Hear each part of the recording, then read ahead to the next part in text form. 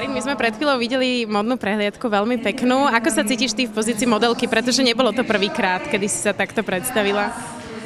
No, tak ako si povedala, nebolo to prvýkrát, takže ja som zvyknutá. A väčšina dievčat, mladých dievčat v puberte sníva o tom, o kariére modelky. Mala si aj ty takéto sny v minulosti? Nie, pretože u mňa sebareflexia funguje, som veľmi malá a škrpatá, takže viem, že by som nemala na to minimálne tie centimetre. Herial klub Alenky Heribanovej je špecificky v tom, že hovorí o známych, ale aj veľmi úspešných ženách, nielen z oblasti showbiznisu. Páčia sa ti takéto ženské spolky? Nie som feministka, ale áno, páčia. A z jednoduchého dôvodu, že tá doba už pokročila.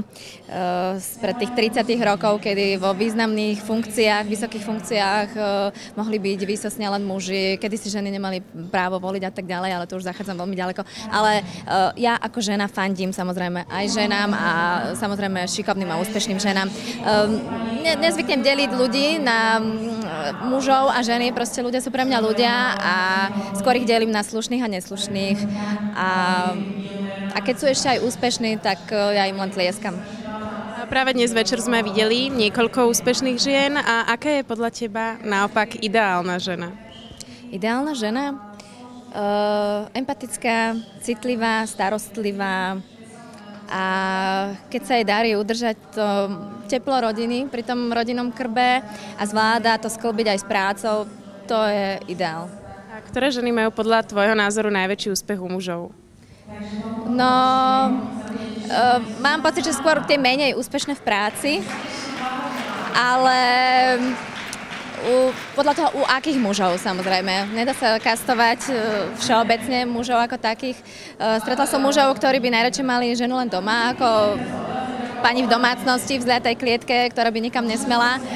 Ale neskôr imponujú takí muži, ktorí sa sami realizujú a sú hrdí na to, keď ich partnerka, okrem toho, že sa dokáže postarať o domácnosť, o deti a o rodinu, keď je aj úspešná vo svojej branži.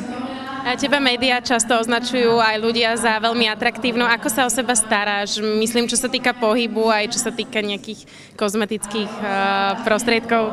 No ja nie som moc dobrý príklad na to, pretože okrem toho, že si dám na seba make-up a učešem sa a oblečem sa, tak trošku toho zanedbávam poslednú dobu, musím sa priznať, keď som si kúpila aj bežecký pás a všetko možné. Do posilňovne som nikdy nechodila, nebaví ma dvíhať železo a rátať, koľkokrát ho dvihnem. Ale podľa mňa najdôležitejší podľa mňa je spánok a pitný režim. Keď má telo dostatok oddychu a vody a samozrejme pravidelného príjmu potravy, tak to je hlavné. A možno nejaký taký kompromis medzi príjmom a výdajom energie. Ty si nikdy nepatrila medzi také vychudnuté ženy. Myslíš si, že žena môže pôsobiť zdravo a krásne práve s krývkami? No, je to tak. Ja si myslím, že ako mne osobne sa moc nepáčia také, ja to volám, že rachitické telička, vychrnuté. A podľa mňa také tie plnšie tvary k žene patria.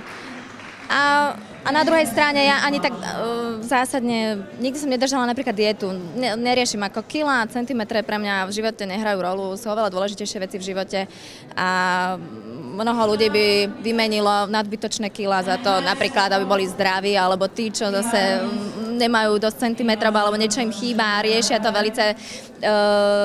Ak by sa stretli s niečím vážnejším v živote, nebodaj s chorobou alebo s inými problémami, tak ja si myslím, že to by bol v tom prípade sekundárny problém, výška, váha a podobné blbosti.